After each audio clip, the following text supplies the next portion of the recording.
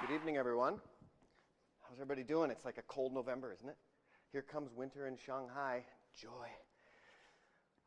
Tonight's talk is about reevaluating, and I want to reevaluate diet.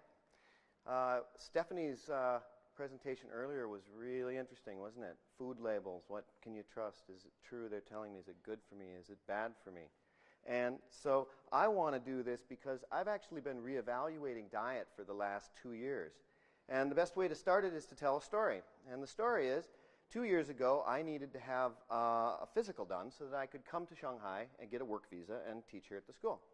So I go into my doctor, and I start having my blood drawn and everything else, and I get to the cardiologist. The cardiologist takes my blood pressure and looks at me and says, "You have aggressive hypertension, aggressive high blood pressure." Now, I've always been healthy my whole life. I was very physically fit when I was young. I don't eat bad food. I couldn't believe it. I'm like, "What, really?" He's like, "Yeah, and you got to put you on medication right away." So they did. And the medication works great. It's what it's designed for. Brought my blood pressure down to 120/80. Perfect. But I didn't want to be taking medication every day for the rest of my life. And I knew that diet could have an effect on physiology. I teach biology, so I know a few things about it. And so I started digging in to nutrition. And what I started finding shocked me because I had never heard this stuff and I had never seen it before. And it was counterintuitive. In fact, the empirical data for the last 10 years has been showing that this food thing that we're doing is incorrect. Okay? And it's really startling to see it. It seems we've got it all wrong. So I get to Shanghai, and I tell my students, and I don't know if you know, well, you guys know, obviously you know these Shanghai students, right? They're brilliant, right? So it makes my job hard. And so I tell them, here, look, I give them poster paper, and I give them Sharpies, and I say, I want you to give me a poster. Make me a poster that gives a graphic of good nutrition, and I want some text in there. Tell me what's good for me, where I find it, what's bad for me, what shouldn't I eat. And I let them go at it. And about an hour later, they all come out. We lay out the posters, and I basically get what I expected. I get this, and we all know about this. This is the 1977 United States Department of Agriculture Food Pyramid. There it is. And that's telling you what you should eat and what is healthy. And I asked them, I said, okay, well, tell me a little bit about this. I said, what about this? You've got fat up there, fats and oils, right, up there in that Schedule 1, like don't ever touch it, right? And I said, why? And my students said, well, we all know that if you eat fat, you get fat. And if you eat fat, you'll have a heart attack. Oh, okay, that's interesting. Here's the proteins. And of course, you've got your vegetables and your fruits, and then your energy. Here, your carbohydrates. Now let's talk about carbohydrates briefly. This is sugar. Okay, it's just another word for sugar. It's all glucose. That's what it is. These are starch. This is a polymer of glucose. So when you digest this, you're putting glucose into your bloodstream. Okay, so I said to my students, well, we better have a conversation about essential nutrients, things you must have. So we did. And we looked at the first being proteins. Now, proteins are big globular molecules made of littler molecules called amino acids. And we need 8. We have to have them in our diet. If we only have 7, we will have deficiency disease. We will have protein deficiency diseases and not be healthy at all. Lipids and fats, believe it or not, you have to have fat. Your cell membranes are fat. You've got cholesterol in the membrane, which gives rigidity to the cell membrane. You have lipid rafts that move around on cells. You've got to have fat, but there are bad fats. You need minerals, obviously. You've got to have some magnesium. You've got to have some iron for your blood. You've got sodium and chloride. That's how you run your nervous system. Got to have that, and vitamins, B12, C, vitamin K, vitamin D, okay? So when we looked at this, the question was, well, what's missing here? And when we look at the food web, well, there's our fats, relegated up here, don't ever touch. Here's our protein. This is an interesting category. These are vegetables, not filled with glucose. These are nothing but glucose. And this is all glucose, and it's not on the essential ingredients, not an essential nutrient at all. So my students asked some questions. For example, there is no essential nutritional requirement for carbohydrates. None. Zero. Bupkis. Nada. None. You do not need to eat carbohydrates, and you will not get sick. There is no known carbohydrate deficiency disease. So how can you base recommendations of a diet on a non-essential nutrient? It's amazing they got away with it. Another thing that's come up, and let's falsify this right away. I can't find one legitimate scientific experiment or study that can tie the consumption of saturated fat to heart disease. Not one.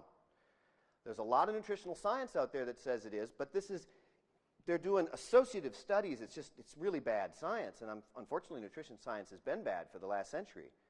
But in the last 10 years, empirical data has rolled in that we can actually look at to see what happens physiologically when you eat different kinds of foods. This is the U.S. population's weight gain, starting in 1971. There's 77 when the food pyramid came out. Everybody seems to be fine, and suddenly it's like blimp time for every age group. Everybody's gaining weight. Now, I know what a lot of people say. They say, well, Americans, Americans, they don't eat well. They eat terrible food. Well, I know a lot of Americans. I'm an American myself. And you just saw Stephanie. No, they're very concerned about health. They want to eat good food. They want to eat healthy food. They're just following the recommendations. So eating terrible food, some do, but many, many do not. Well, you could say, oh, Americans, they're so lazy. They sit and they play Nintendo. That's all they're doing all the time. Sitting on the couch, right? Well, true, some do. But to be honest with you, most of my friends are always running marathons. Everybody's fit. They want to be healthy, okay? So that's not it. Well, what's going on? Why are they gaining weight? Why is the entire population? And something important that you understand, this isn't just America now. This is global. It is now global. This is going on in countries all over the world. Well, here's what happened. So when we shifted over to that food pyramid, carbohydrates went through the roof. Fat went down a little, protein's still fine, but the gain, the difference from what we used to eat to what we eat now is outrageous. It's incredible. We're eating tremendous amounts of carbohydrates, glucose, fructose, sucrose, and pasta, and rice, and corn. Well, what does this gaining weight population mean? Well, weight gain is tied to type 2 diabetes.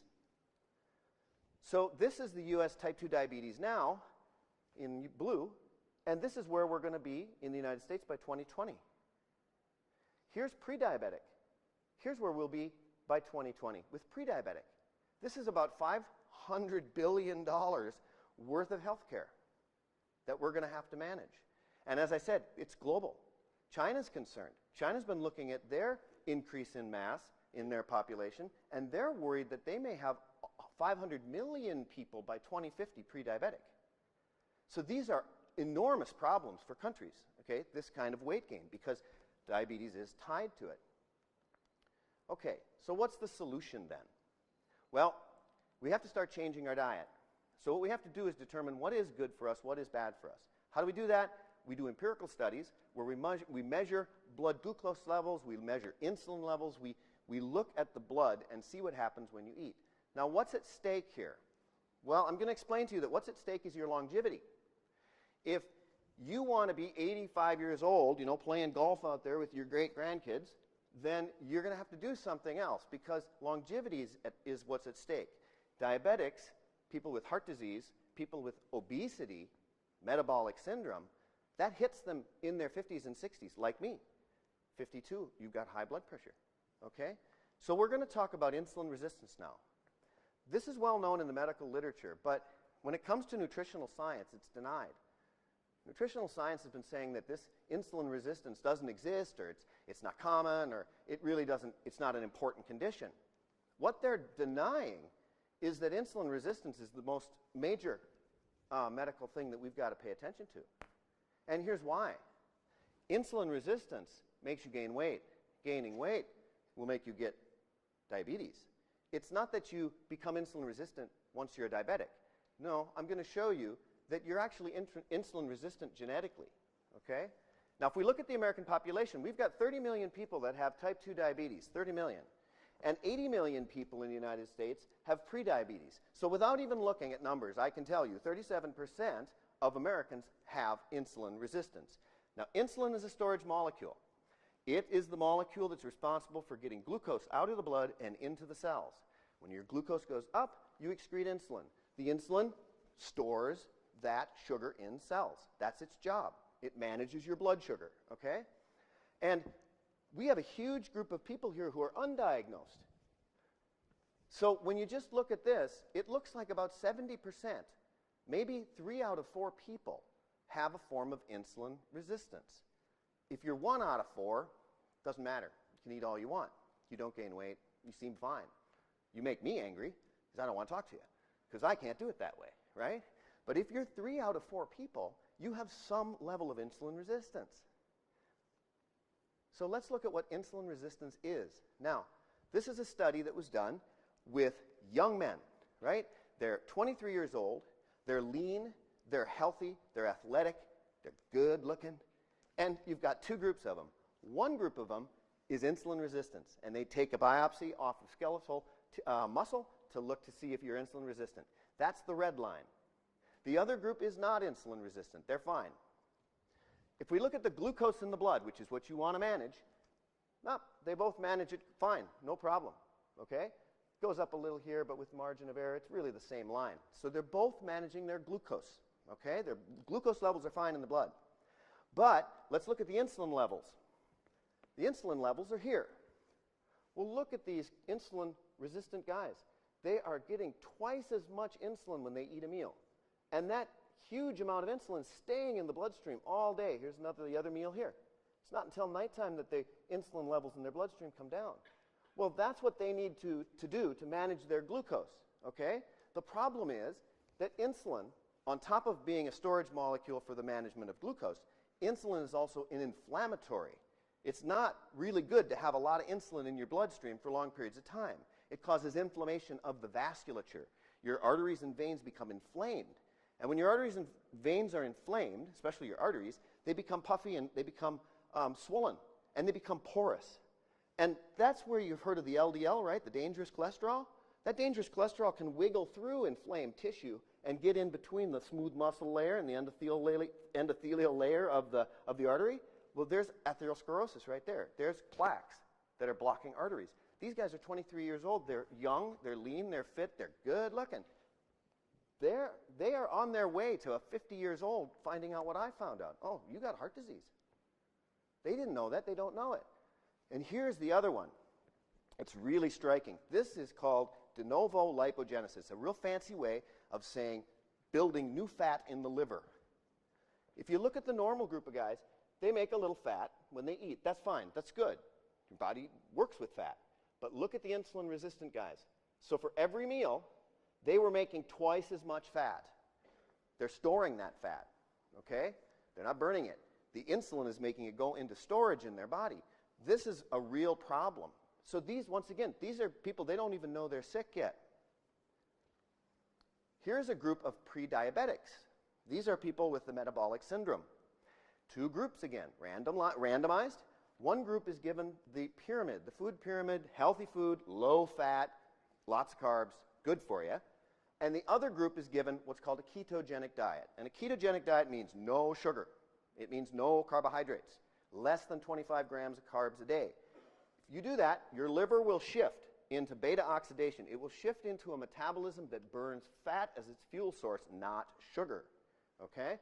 Now, if you are a person with metabolic syndrome, you want everything on this line going down, except for one, and that's the good cholesterol. You want your good cholesterol to go up, and you want all these other markers to go down, okay? And the red, these are the people who are on fat. They're eating saturated fat. They're eating butter. They're eating cream. They're eating lots of fat. Well, what happens to body mass? They lose twice as much as the people on the low-fat diet. Abdominal fat, almost twice as much. Triglycerides in the blood, way down. Look at this. Good cholesterol. What does it do when you eat butter? It goes up. We were told different. We were told you eat fat, you're going to, no, this is empirical. So your good cholesterol goes up when you eat fat, but it goes down when you eat low fat. So which diet would you want to be if you were someone with metabolic syndrome? It's obvious. You want to be on a ketogenic, high-fat, low-carbohydrate diet. Now, here is the hypothesis that's being proposed by these researchers. And that is the hormonal model of obesity. Now, the old model of obesity was calories in, calories out. I'm sure you've heard it, right? Calories in, calories out. You eat 1,000 calories, you burn 1,000 calories, you don't gain weight. But if you're getting heavy, then you're lazy because you're not working out, okay? That's wrong. You just saw the data of the making of new fat in those 23-year-old men that were healthy. So the calories in, calories out, that's incorrect. This hypothesis says it's driven by hormone, and the hormone is insulin. So when you eat glucose, the glucose in your bloodstream immediately triggers a release of insulin. And if you're insulin resistant, if you're 3 out of 4 people, you are squirting too much insulin into the bloodstream, and that is making fat cells accumulate fat. And because glucose is high, you can never burn that fat. That's why you see the people at your condo, right? They're in the gym all day. 4 hours doing this, right? And they can't lose weight. Well, because they go home and they eat a bunch of healthy grain and bread and pasta, right? So this is the model that the evidence I just showed you, this is what is supported by that evidence. This hypothesis, a hormonal model. And that means genetic, by the way. It's hormones. So we should really think about that because, if you look at someone and you're kind of like, oh, lazy person, look how, it's kind of like saying being upset with somebody or calling someone a name because their eyes are blue. It's genetic. They don't want to be overweight. They just are because of the diet they're eating is accumulating fat. The second hypothesis is this one. The old hypothesis was, if you eat fat, you will have a heart attack. I showed you the data. That's not true. The new hypothesis is, it's carbohydrates that cause heart disease, okay? And if you want to get fancy, here it is. Hyperglycemic, meaning high glucose. Hyperinsulinemic, meaning high insulin. Inflammatory, there's your problem, inflammatory dyslipidemia. Fancy, fancy. Okay, here's what it means. You eat a high carbohydrate diet with fructose and you're insulin resistant, this is your blood profile. So everything, glucose up, bad. Insulin up, bad. Triglycerides up. HDL, good cholesterol, down. All of these things, bad cholesterol up. Uric acid, this is gout. This is people who get gout in their joints. That's uric acid up. And fatty liver disease. Now you put this carbohydrate-rich diet together with the terrible oils that we eat. And by the way, the oil you do not want to eat is vegetable oil, sunflower oil, soybean oil, safflower oil. Don't eat it. Eat butter. Eat olive oil. Okay? But the vegetable oils are terrible for you. So if you eat this, couple it with bad fat, you get these conditions. And medicine treats them all individually.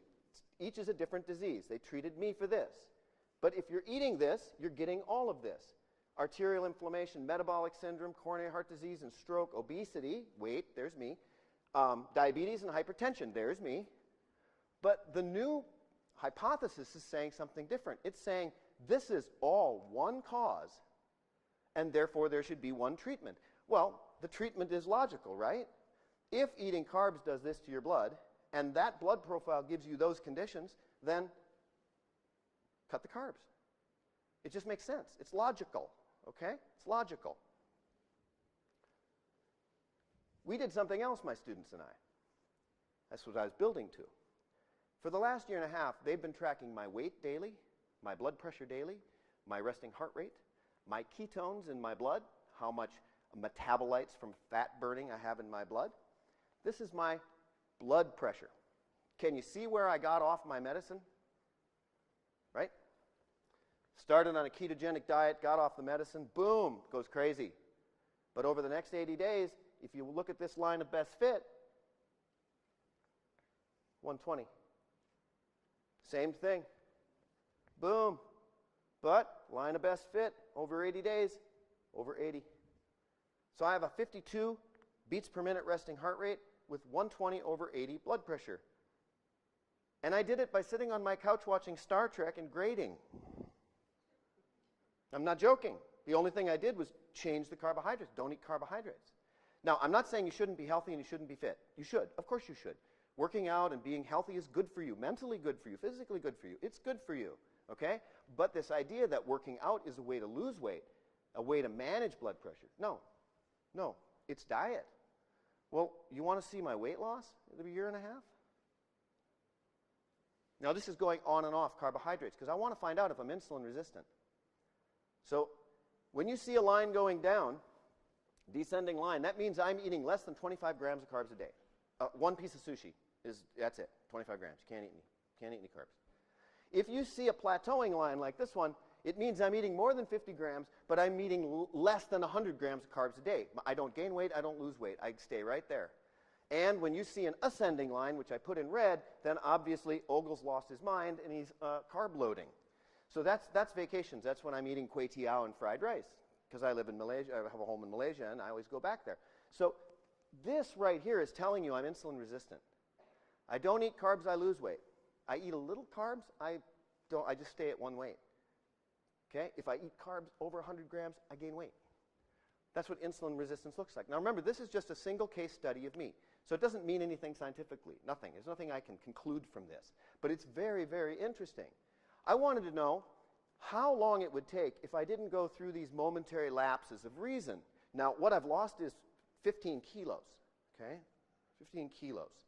So I put the two lines together, this one and this one, to just get an idea of how long it would have taken me to lose the 15 kilos if I had just gone total ketogenic the whole time. 15 kilograms, actually that's more than this now because today I'm even lower. I stopped a couple days ago, but I've dropped a little more weight. But this is 15 kilograms in 22 weeks. It's about a quarter pound a day, 200 grams a day. Just bleeds right off you. And you're never hungry. Because I'm never sitting there looking at my watch going, okay, in 30 minutes I get to have 3 celery sticks and a carrot. Right? That's why these diets make you go crazy. You're like, again, where's my carrot? You know? No. When you're ketogenic, if you're hungry, you eat. When you're hungry, you eat. And the food's delicious, of course, because it's butter and it's lard and it's all that stuff my grandmother used to make food with. It's delicious, right? So you just bleed weight off. And then once you get down to your ideal weight, which your body is normal to manage, then you'll plateau out and you'll stay right there. Okay. So what can you expect if you were to go ketogenic? Well, all of this stuff. I don't get heartburn anymore. I have more energy than I've had in years. I feel like I have as much energy as when I was in high school. That's amazing to me. You're more alert. You're more focused. Okay? You're never fighting hunger. You never ever going to have those midday crashes?